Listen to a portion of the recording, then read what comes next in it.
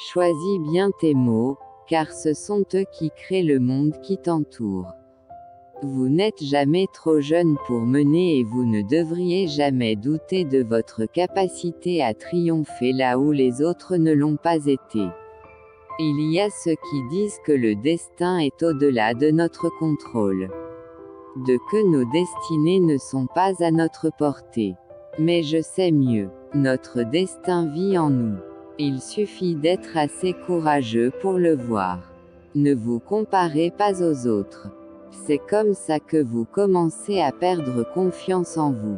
Accepter l'idée de la défaite, c'est être déjà vaincu.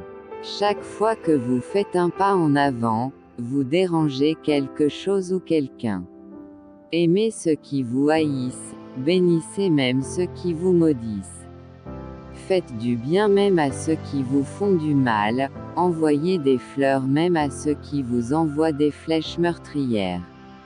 Pardonnez, toujours pardonnez. Au bout du compte, rien de tout cela ne sera perdu.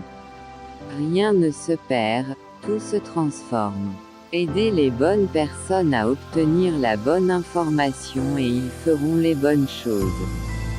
Si la parole que tu vas dire n'est pas plus belle que le silence, ne la dis pas. Pour réussir, il ne suffit pas de prévoir, il faut aussi savoir improviser. Il y a ceux qui sont condamnés pour crime se condamner à mourir et ceux qui se sentent condamnés à vivre même en se sentant libres. Quoi qu'il en soit, l'homme est condamné à vivre pour un temps limité.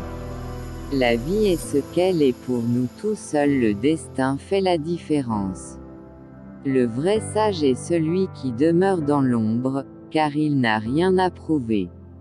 J'aime les gens qui parlent derrière mon dos, parce que c'est exactement leur place derrière moi.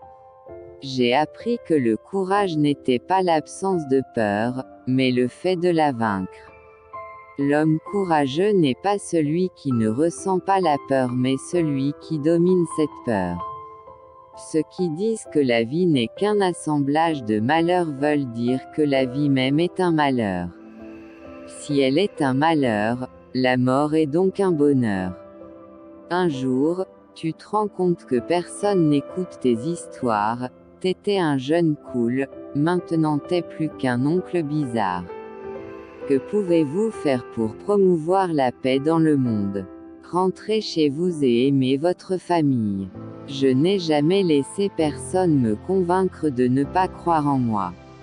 Le pouvoir aujourd'hui, c'est un dinosaure, un tout petit cerveau pour un corps très grand, un tout petit cerveau qui prétend diriger tout le reste. Ne perdez jamais un temps précieux, ou la paix mentale, sur les affaires des autres, c'est un prix trop élevé à payer. N'interrompez jamais un ennemi qui est en train de faire une erreur.